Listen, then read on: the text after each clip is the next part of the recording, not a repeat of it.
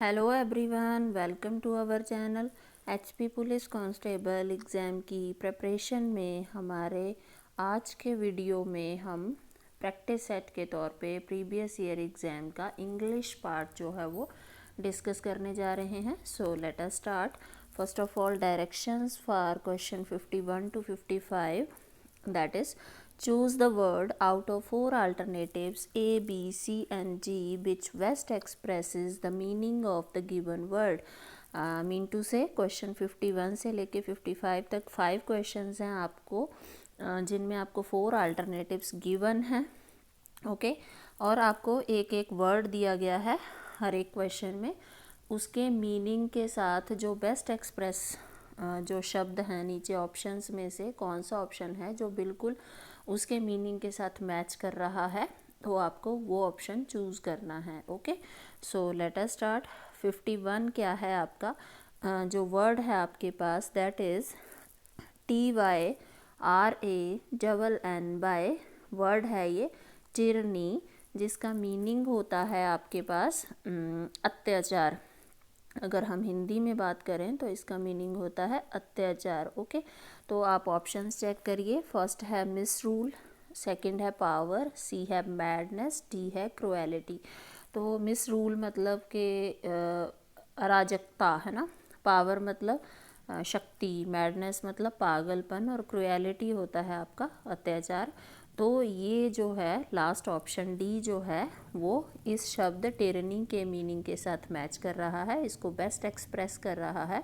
तो आपके पास right option है ऑप्शन डी। नेक्स्ट चलते हैं। 52 is DILIGENT, that is diligent. जो डिलीजेंट होता है इसका मीनिंग होता है परिश्रमी, हार्ड वर्किंग। ठीक है, जो मेहनत करता है बहुत, उसके लिए डिलीजेंट वर्ड जो है वो यूज़ होता है। तो इसके लिए देखिए आप, फर्स्ट है इंटेलिजेंट। इंटेलिजेंट का मतलब होता है बुद्धिमान। ओके, एनर्जेटिक का मतलब होता है पावरफुल, शक्तिशाली। मोडेस्ट का मतलब होता है जो बहुत ही विनीत है, बहुत ही विनम्र होता है, जो उसके लिए मोडेस्ट शब्द यूज़ होता है। और जो इंडस्ट्रियस है इसका मीनिंग होता है जो कठोर परिश्रमी है, मतलब बहुत मेहनती है जो। ठीक है, तो इंडस्ट्रियस जो शब्द है वही डिलीजेंट को बेस्ट एक्सप्रेस कर रहा है। नेक्स्ट जो है 53, दैट इज़ GARNER। ये शब्द है आपके पास गानर। इसमें थोड़ा बीच वाला आर जो है थोड़ा साइलेंट रहता है, शब्द है ये गार्नर। इसका मीनिंग होता है गैदर और कलेक्ट, मतलब कुछ इकट्ठा करना, किसी भी तरह से गैदर करना या कलेक्ट करना। स्पेशली इन्फॉर्मेशन, मतलब कोई इन्फॉर्मेशन अगर कलेक्ट कर रहे हैं हम, तब ये शब्द जो है वो यूज़ किया जाता है। ज़रूरी नहीं है कि इन्फॉर्मेशन ही आएगा, but specially in the case of information हम इसको यूज़ करते हैं। बट इसका जो मीनिंग होता है वो होता है गैदर करना या कलेक्ट करना। ओके, तो आप ऑप्शंस पे जा सकते हैं। ऑप्शन है आपके पास डिस्ट्रीब्यूट।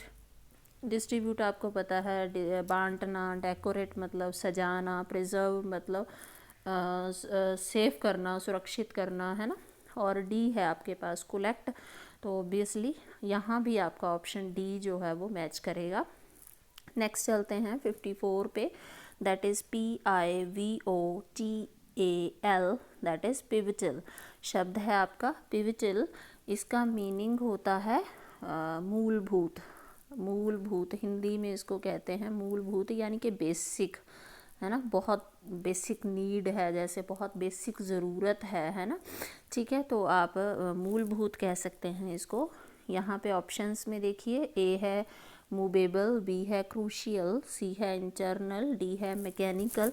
तो इसके साथ जाएगा आपका ऑप्शन बी क्रूशियल। क्रूशियल का मतलब भी होता है आपके पास इम्पोर्टेंट, जो बहुत ज़रूरी हो, इम्पोर्टेंट हो। ठीक है, तो मूलभूत भी उसी में आ जाता है। ठीक है, तो आपका ऑप्शन बी जो है वो मैच कर रहा है इसके साथ। चलिए नेक्स्ट चलते हैं। नेक्स्ट है आपका 55, दैट इज़ WRATH। शब्द है ये आपका रॉथ, इसको हम बोलेंगे रॉथ। इसका मीनिंग होता है वेरी ग्रेट एंगर, मतलब बहुत ज़्यादा गुस्सा, बहुत तेज़ गुस्सा आ रहा हो अगर, तब ये शब्द यूज़ किया जाता है रॉथ। तो इसके लिए आप देख लीजिए, आपके पास ऑप्शन सी है ऑब्वियसली एंगर। तो एंगर माने गुस्सा ही होता है, ठीक है। जेलसी जलन होता है, हेट्रेड होता है, किसी से आप घृणा कर रहे हैं। हिंसा होता है, वायलेंस का मीनिंग। तो एंगर ही है जो गुस्सा के साथ मैच करेगा। तो जो रॉथ है इसके साथ हमारे पास जाएगा एंगर, ऑप्शन सी मैच करेगा। चलिए आगे चलते हैं। नेक्स्ट हमारे पास जो अगेन डायरेक्शंस हैं फॉर क्वेश्चन 56 से 60। Choose the most effective word from the given alternatives A, B, C, D to fill in the blank to make the sentence meaningfully complete। यहाँ पे भी आपको 5 क्वेश्चंस हैं। मोस्ट इफेक्टिव वर्ड चूज़ करना है आपको दिए गए ऑप्शंस में से, किसके लिए, इस ब्लैंक में फिल करने के लिए, ताकि जो सेंटेंस दिया गया है वो क्या हो जाए, मीनिंगफुली कंप्लीट हो जाए। ओके चलिए, फर्स्ट है हमारे पास 56। The two sisters look so dash that it is difficult to tell one from other। मतलब दो सिस्टर्स हैं, बिल्कुल एक जैसी दिखती हैं, तो उनमें से पहचान करना अलग अलग मुश्किल है। तो इसके साथ जो एग्जैक्ट वर्ड जाएगा वो होगा आपका अलाइक। अलाइक मतलब एक जैसा। वैसे सिमिलर का मतलब भी एक जैसा ही होता है। आइडेंटिकल जो है वो हम यूज़ करते हैं कि जो टोटली हर एक बात में एक जैसे हैं, उनके लिए आइडेंटिकल शब्द यूज़ करते हैं। जैसे ट्विन्स वगैरह होते हैं उनके लिए स्पेशली, ठीक है। तो two sisters look so alike, यहाँ पे जो सूटेबल शब्द है जो यहाँ पे जाएगा, फिट होगा, वो आएगा आपका अलाइक, ऑप्शन डी। चलिए नेक्स्ट चलते हैं 57। His logic dash everyone including the experts. उसके लॉजिक ने सबको क्या कर दिया, इंक्लूडिंग द एक्सपर्ट्स। एक्सपर्ट्स को भी बीच में मिला के सबको क्या कर दिया, surprised. His logic surprised everyone including the experts. तो यहाँ पे आपका जाएगा ऑप्शन सी। चलिए नेक्स्ट है the audience dash at the end of the drama. जो ऑडियंस हैं उन्होंने क्या किया, at the end of drama क्या करते हैं, कोई आप कुछ देखने जाते हैं, कोई शो देखने जाते हैं, कोई नाटक देखने जाते हैं, कोई ड्रामा देखने जाते हैं, तो उसके एंड में जो ऑडियंस है अगर उनको अच्छा लगता है तो वो क्या करते हैं, हमेशा अपलॉडिड, यहाँ पे आएगा अपलॉडिड। अपलॉडिड का मतलब होता है to hit your hands together in order to show that you like something. मतलब जब आपको कुछ बहुत अच्छा लगता है तो आप अपने हैंड्स को ज़ोर से हिट करके सामने वाले को बताते हो, मीन टू से तालियां बजाना। ओके, यहाँ पे जो अप्रेज्ड है इसका मतलब होता है कि आप किसी चीज़ की क्वालिटी को जज करते हैं, ठीक है। अप्रेज करना भी प्रशंसा करना ही होता है, ठीक है। यहाँ पे जो अपलॉडेड है, क्योंकि जब भी कोई शो वगैरह ख़त्म होता है तो मोस्ट प्रोबेबली जो पब्लिक होती है, जो देखने जाते हैं, जो ऑडियंस होती है, वो तालियां बजा के ही सामने वाले को बताते हैं कि उनको अच्छा लगा। ओके जी, चलिए यहाँ पे आपका नेक्स्ट क्वेश्चन आ गया 59। I want to have a dash of flats on rental basis. I want to have a set of flats, यहाँ पे जाएगा सेट। जो यहाँ पे ब्लॉक और पैक है, ये फ्लैट्स के साथ जो शब्द सूट करेगा वो होता है set of flats on rental basis. यहाँ पे जो कॉन्क्लेव है इसका मीनिंग होता है प्राइवेट मीटिंग, ठीक है, प्राइवेट मीटिंग। तो ये तो बिल्कुल भी सूट नहीं कर रहा है। फ्लैट्स के साथ जो होगा वो सेट सूट करता है। चलिए नेक्स्ट क्या है, you need dash shoes for walking in the hills. You need dash shoes for walking in the hills. Hills पे चलने के लिए आपको कैसे शूज़ चाहिए, देखिए गुड भी हो सकता है, पर कैसे होने चाहिए। स्टर्डी का मतलब होता है मजबूत होने चाहिए। सेटिस्फैक्ट्री मतलब आप सेटिस्फाइड हो। बट मोस्ट प्रोबेबली जो यहाँ पे सूट कर रहा है दैट इज़ कंफर्टेबल, क्योंकि चलने के लिए आपको सबसे ज़रूरी क्या है कि शूज़ जो हैं वो क्या होने चाहिए, कंफर्टेबल होने चाहिए। तो यहाँ पे आपका जाएगा ऑप्शन बी। चलिए नेक्स्ट चलते हैं। ऑप्शन डायरेक्शंस हैं नेक्स्ट क्वेश्चंस के लिए। For question 61 to 65 choose the part of the sentence out of A, B, C which has an error. If there is no error, mark the answer D. यहाँ पे क्या है 61 to 65 जो हैं आपको अल्टरनेटिव्स दिए गए हैं, ठीक है, और एक सेंटेंस दिया गया है जिसमें कोई एक पार्ट जो है उसमें कुछ मिस्टेक है, कुछ एरर है। ओके, अगर आपको लग रहा है कि कोई भी एरर नहीं है तो आपको डी पे जाना है, अदरवाइज़ आपको ए बी सी में से बताना है कि किस पार्ट में एरर है। चलिए 61 is I am not wealthy so I can not afford to buy a expensive car. तो इसके 3 पार्ट किए गए हैं। जो ऑप्शन ए है वो होगा आई एम नॉट वेल्दी यहाँ तक, ठीक है। So I can not afford यहाँ तक बी है। To buy a expensive car यहाँ तक ये सी है, और डी में है नो एरर। मतलब आपको अब इसके 3 पार्ट्स के हिसाब से देखना है कि किस पार्ट में एरर है, उसको चूज़ करना है। सो यहाँ पे देखिए I am not wealthy so I can not afford to buy a expensive car. यहाँ पे अ जो है वो नहीं होना चाहिए। ये अगले वाला जो है देखिए वो ई से स्टार्ट हो रहा है, तो यहाँ पे जो आर्टिकल ए यूज़ हो रहा है उसकी बजाय ए एन यूज़ होना चाहिए था, क्योंकि बॉबल से आगे जो ए ई आई ओ यू जो होते हैं ये बॉबल्स होते हैं हमारे पास 5, तो इनसे पहले जो आर्टिकल यूज़ होता है वो हमेशा ही ए एन यूज़ होता है। तो एक्सपेंसिव से आगे ए जो लगा हुआ है वो रॉन्ग है, यहाँ पे एन आना चाहिए था। तो आपके पास जो एरर है वो कौन से पार्ट में है, सी पार्ट में है, ठीक है जी। चलिए नेक्स्ट चलते हैं। Next question is 62 the man can not live by bread alone. The man can not live by bread alone. इसमें भी कितने पार्ट किए गए हैं, द मैन एक पार्ट रखा गया है, बी पार्ट में कैन नॉट लिव हो गया, सी पार्ट में बाय ब्रेड एलोन हो गया, और डी में नो एरर है। तो यहाँ पे एरर जो है वो आपको कहाँ देखना है, यहाँ पे देखिए the man can not live by bread alone, मतलब जो आदमी है वो अकेला रोटी या ब्रेड के उसके सहारे नहीं जी सकता है, कहने का मतलब ये है। तो यहाँ पे जो मिस्टेक है वो ए पार्ट में है। ए पार्ट में क्या मिस्टेक है कि यहाँ पे द नहीं आना था, ठीक है जी। जो द आर्टिकल है वो स्पेशली वो जो द है वो स्पेसिफिक नाउन के साथ यूज़ होता है, मतलब कोई ऐसा शब्द जिसका कुछ स्पेसिफिक मीनिंग होता है ना। The is typically used with any noun with a specific meaning होना चाहिए था यहाँ पे कुछ, या ये कहिए the article the at the beginning of the sentence must be removed since the is there is nothing particular about the subject। यानी कि जो सब्जेक्ट है यहाँ पे मैन, उसके बारे में कुछ यहाँ स्पेशल नहीं लिखा गया है, कुछ स्पेसिफिक नहीं है, ठीक है।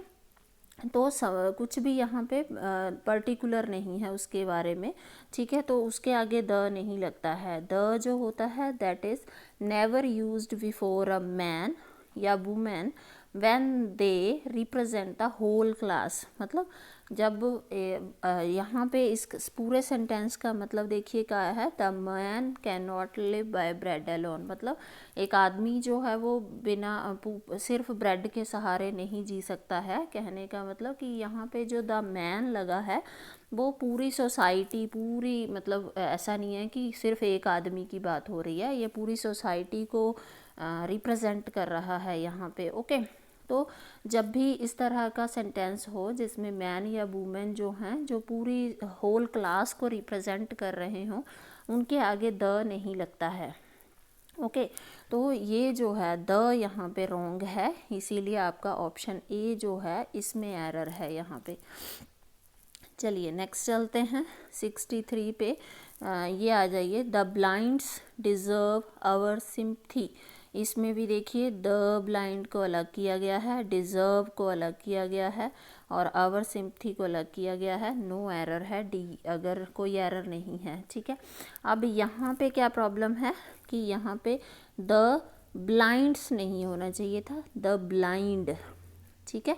यानी कि द ब्लाइंड जो है वो क्या करेगा, वो पूरे यानी कि ब्लाइंड पीपल्स, जो जितने भी ब्लाइंड पीपल हैं उनको रिप्रेजेंट करेगा, ठीक है। तो ब्लाइंड्स नहीं होगा, सिर्फ द ब्लाइंड होगा। तो वो जितने भी ब्लाइंड हैं वो हमारी सिंपथी डिज़र्व करते हैं, ओके। तो ब्लाइंड जो है to refer the blind people, the blind है ना, द ब्लाइंड जो है वो सफिशिएंट है पूरे ब्लाइंड पीपल को रिप्रेजेंट करने के लिए, ठीक है। यहाँ पे ब्लाइंड की जो है एक स्पेशल अलग क्लास है, ठीक है, अलग उसको रिप्रेजेंट कर रहा है पूरी क्लास को ये। तो द ब्लाइंड जो है वो पूरे ब्लाइंड पीपल को रिप्रेजेंट करेगा। ऐसे ही जैसे हम कह दें कि द पुअर है ना, द पुअर्स नहीं बोलते हैं हम, द पुअर बोलते हैं, इसका मतलब पुअर पीपल, उसके अंदर सारे पुअर पीपल आ जाते हैं, ठीक है। तो यहाँ पे ब्लाइंड्स नहीं होना चाहिए था, द ब्लाइंड जो ठीक शब्द है वो है द ब्लाइंड, ओके। तो यहाँ भी किस में एरर है आपका यहाँ भी ए पार्ट में एरर है। चलिए नेक्स्ट चलते हैं। 64 the audience are requested to be in its seats, the audience are requested to be in its seats. तो यहाँ भी इसके 3 पार्ट्स किए गए हैं। The audience are requested to be in its seat. तो यहाँ पे जो मिस्टेक है देखिए, ऑडियंस है, ठीक है, पब्लिक है, आर रिक्वेस्टेड उनको रिक्वेस्ट कर रहे हैं to be in its seat. तो इट्स जो है ये रॉन्ग है यहाँ पे, क्योंकि जो हमारी ऑडियंस है सेंटेंस में यहाँ पे क्या है, ऑडियंस जो है वो लिविंग बीइंग्स हैं, है ना, मतलब लिविंग बीइंग्स समझते हैं ना आप, वो लिविंग बीइंग्स हैं, उनके लिए इट्स का यूज़ नहीं होगा, ठीक है। तो उनके लिए क्या यूज़ हो सकता है, their, the audience are requested to be in their seats, okay. तो यानी कि वो अपनी सीट्स पे बैठ जाएं, अपनी सीटों पे रहें, ठीक है। तो यहाँ पे इट्स जो है वो रॉन्ग है, बिकॉज ऑडियंस जो है वो लिविंग बीइंग्स के साथ डिनोट हो रहा है, वो जीते जागते इंसान हैं, है ना। तो उनके लिए इट्स शब्द जो है वो गलत है यहाँ पे। तो यहाँ पे जो एरर है वो आपका सी पार्ट में है, ठीक है जी। चलिए नेक्स्ट है हमारे पास, they walked besides each other in silence. शब्द है सेंटेंस है आपका, they walked besides each other in silence. तो इसके भी 3 पार्ट्स किए गए हैं। They walked, then besides each other, in silence. यहाँ पे जो एरर है वो चेक करिए ज़रा, वो है आपका बी पार्ट में। अब बी पार्ट में क्या एरर है, ये वाला, बिसाइड्स ईच अदर नहीं होगा, बिसाइड ईच अदर होगा, यहाँ पे बिसाइड ईच अदर। अब बिसाइड्स और बिसाइड में क्या डिफरेंस है, बिसाइड जो होता है, एक बिसाइड होता है और एक होता है बिसाइड्स, ठीक है जी। तो जो बिसाइड होता है इसका मीनिंग होता है साइड ऑफ, है ना, मतलब साइड ऑफ यानी कि साइड साइड चलना, ठीक है, साथ साथ चलना। और बिसाइड्स होता है इन एडिशन टू, ठीक है। अब इसको मैं कैसे समझाऊँ आपको, देखिए साइड ऑफ का मतलब जैसे the son was sitting beside his father, मतलब साइड ऑफ है ना, बिसाइड ऑफ, बिसाइड का मीनिंग होता है जैसे the son was sitting beside his father, मतलब साथ साथ, है ना, के साथ बैठना, है ना, उसकी साइड में बैठना, जैसे फादर के साथ बेटा जो है वो साइड में बैठा हुआ था, है ना। और जब हम उसके पीछे एस लगा देते हैं बिसाइड्स, तो इसका मतलब होता है in addition to. In addition to mean to say जैसे besides his relatives he invited his friends also, मतलब रिश्तेदारों के साथ साथ उसने अपने फ्रेंड्स को भी इनवाइट किया है। बिसाइड्स हिज रिलेटिव्स, रिलेटिव्स के साथ साथ, मतलब ये हो जाएगा कि उसके साथ उसको भी, है ना। तो जो हमारा ये सेंटेंस है, they walked besides each other in silence, वो एक दूसरे के साथ चल रहे हैं इन साइलेंस, है ना। पर यहाँ पे बिसाइड्स नहीं आएगा, बिसाइड्स तो मतलब हो जाएगा इन एडिशन टू, है ना। लेकिन साइड ऑफ मतलब जब दो लोग चल रहे हैं या तो वो एक दूसरे के साथ साथ चलेंगे, एक दूसरे के साइड में चलेंगे, ठीक है। तो यहाँ पे जो शब्द आना था आपका वो बिसाइड आना था, ठीक है। तो यहाँ पे जो मिस्टेक है वो आपका बी पार्ट में है। चलिए, ये हो गया आपका। नेक्स्ट चलते हैं, डायरेक्शंस हैं। Next again question 66 to 70, choose the correct option out of the 4 alternatives A, B, C and D which best express the meaning of given idiom. हम 3-4 प्रैक्टिस सेट कर चुके हैं। आपने देखा है कि ईडियम जो है वो हर एक पेपर में है, तो प्लीज़ ईडियम जो है हिंदी में मुहावरे और इंग्लिश में ईडियम जो है वो बहुत अच्छे से रेडी करिए। फर्स्ट है हमारा 66, to talk one's head off. To talk one's head off का मतलब होता है एक्सेसिवली, है ना, बहुत ज़्यादा, एक्सेसिवली। ठीक है, तो देखिए इसमें भी आपका ऑप्शन डी जो है, टू टॉक एक्सेसिवली। ठीक है, to see one's head off का मतलब होता है एक्सेसिवली, बहुत ज़्यादा। ठीक है, to talk excessively, option D आपका मैच करेगा। नेक्स्ट है to see eye to eye with. Eye to eye with जो है वो किसके लिए होता है, एग्री करने के लिए। ठीक है, टू एग्री विद समवन और टू हैव सेम ओपिनियन, मतलब आप किसी के साथ एग्री कर रहे हो या आपका भी वही ओपिनियन है सामने वाले के साथ। ठीक है, तो हम यहाँ पे जो ऑप्शन है वो आएगा आपका टू एग्री करना। ठीक है जी। नेक्स्ट आ गया आपका once in a blue moon. आपका नेक्स्ट ईडियम है once in a blue moon. इसका मतलब होता है टू डू समथिंग, या कह लीजिए to do it very rarely, मतलब कुछ करना पर बहुत रेयरली करना, या सिंपली कुछ करना। ठीक है जी। तो once in a blue moon यानी कि once in a month, biweekly, on rare occasions, every now and then. तो रेयरली बोला मैंने कि to do it very rarely, मतलब किसी काम को करना पर बहुत रेयरली करना, तो ये आ जाएगा आपका ऑन रेयर ओकेजन्स। ठीक है जी। नेक्स्ट आ गया आपका 69, to hang up one's hat. To hang up one's hat, इसका मीनिंग होता है टू लिव समवेयर या टू टेक अप रेजिडेंस, मतलब कहीं भी रहना।